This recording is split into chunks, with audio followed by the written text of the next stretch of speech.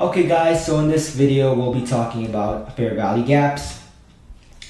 A fair value gap occurs when price moves into one direction really quickly, in which it leaves this sort of imbalance, which we call fair value gap. What do I mean by imbalance? What I mean by that is this empty space in which what happens with this empty space is price will eventually have to rebalance itself into the space. So in the future, we can't see price coming to this fair value gap. Now let's look at some previous examples from the past where we see fair value gaps being filled in.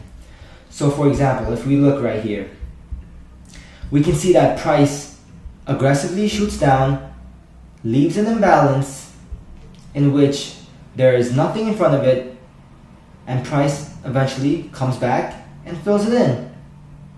To look at more examples, we can see a fair value gap in here where there's nothing in front of it.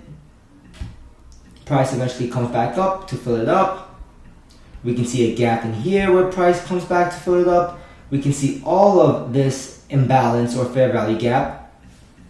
Fair value gap equals imbalance, same word. We can see all of these imbalance or fair value gap being filled in. As you can see right here, comes back up. Fair value gap being filled in. Price eventually comes back up to fill it in.